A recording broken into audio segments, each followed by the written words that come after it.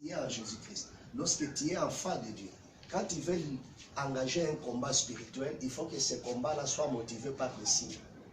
Et parmi les signes que Dieu avait donné à Moïse, il lui avait donné les signes des bâtons qui devaient se transformer en serpent. Deuxième signe, c'était le signe de sa propre main, qui devrait être lépreuse, après ça devrait être purifié. Et ce sont les signes-là qui devraient accompagner Moïse dans sa lutte. Bien aimé, toi aussi dans ta vie spirituelle, tu vas évaluer, tu vas regarder, tu vas comparer autour de toi quels sont les signes qui t'accompagnent. Je me souviens ces jours-là, lorsque David voulait affronter Goliath, il avait un signe que lui avait appelé ça comme un témoignage. Il dit, voici un jour, j'étais dans la brousse, en train de garder les troupeaux de mon papa, de mon père. Mais il y a un lion, l'ours est venu pour attraper l'île de brebis. Mais j'étais allé arracher. Et puis il dit, les mêmes dieux-là, c'est-à-dire les dieux-là avaient fait ce miracle à David pour lui donner un signe de témoignage qui devrait l'accompagner pour le combat futur. Je voulais dire à quelqu'un qui a déjà désespéré dans sa vie, je voulais dire à quelqu'un qui est devant un combat difficile, ce que Dieu a déjà fait avec toi dans des années passées, c'est que les miracles que Dieu avait opérés, peut-être pour mettre au monde, peut-être pour les affaires, peut-être pour les mariages, peut-être pour les études, peut-être pour le travail, les grandes choses que Dieu a déjà opérées avec toi dans ta vie doivent constituer les signes qui doivent motiver ton combat spirituel. C'est pourquoi David dit, le Dieu qui m'avait donné cette victoire devant les lions, c'est le même Dieu qui est avec moi ici. Bien-aimé, je voulais te dire, et je voulais encore rappeler, ou je voulais encore interpeller ta foi, pour te dire que autour de toi, il y a beaucoup de signes que le Seigneur fait afin de t'accompagner dans les combats spirituels. Quitte à toi maintenant, qui à toi de regarder de gauche à droite, quels sont les signes qui t'accompagnent.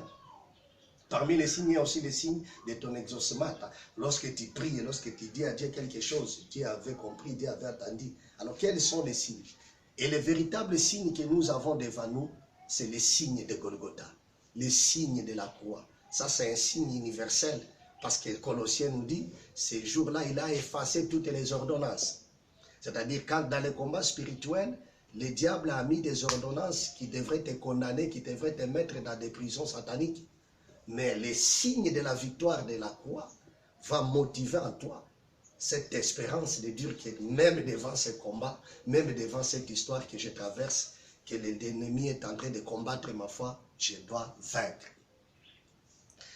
La deuxième des choses, dans notre grande introduction, tu dois comprendre que les signes, les soubassements des signes qui accompagnent le combat spirituel, c'est le témoignage. C'est-à-dire, nous retournons toujours à David, lorsque David donne toujours son témoignage. Quand il montre son témoignage, les témoignages qui étaient comme les signes qui étaient comme témoignages en avant-plan, dans la deuxième position devient un témoignage qui devrait témoigner. C'est-à-dire, ce que Dieu fait de toi, ce que Dieu a déjà fait de nous, va montrer à toi que Dieu là est capable de te donner la victoire. Une réalité dans ce que je suis en train de dire sur les combats spirituels, je voulais te dire que tu dois mettre dans ta tête que nous sommes en train d'entamer un combat avec un ennemi qui a déjà été vaincu. C'est le diable. La troisième réalité, le combat spirituel est motivé par l'assurance. C'est-à-dire, tu dois être...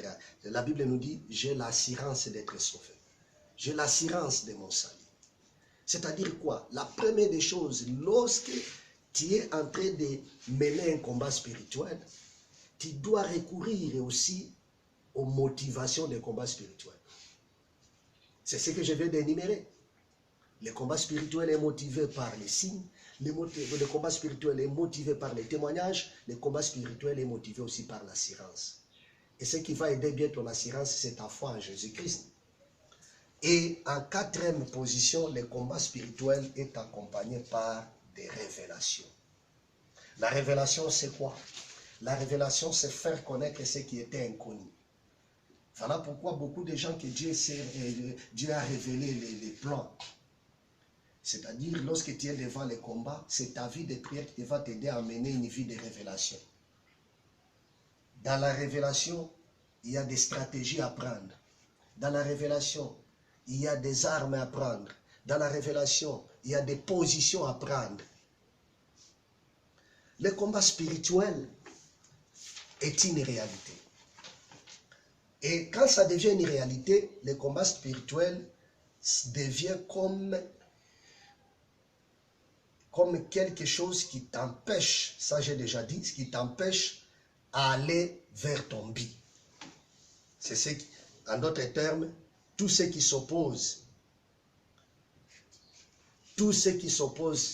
ou soit tout ce qui se met, qui s'érige en barrière devant toi, pour que tu ne puisses pas atteindre ton but.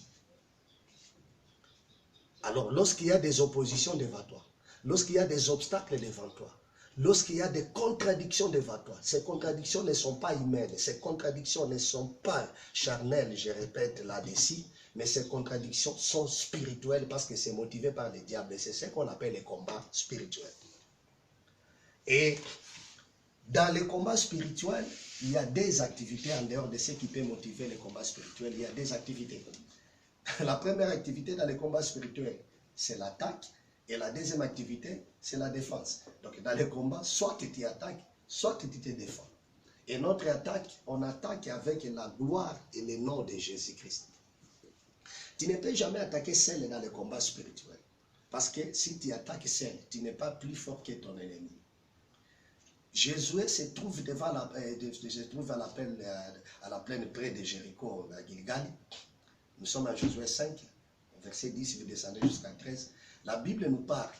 Avant que Josué puisse attaquer Jéricho, ils ont fait tout ce qu'ils ont fait, la circoncision. Après la circoncision, c'était la fête, après la fête des Pâques. Après la fête des Pâques, la Bible nous dit, Josué, trop tôt matin, il voulait se lever pour aller quelque part. Que la Bible ne nous donne pas ça. Il voulait seulement se déambuler un peu là. Il va voir un homme devant lui avec une épée nue.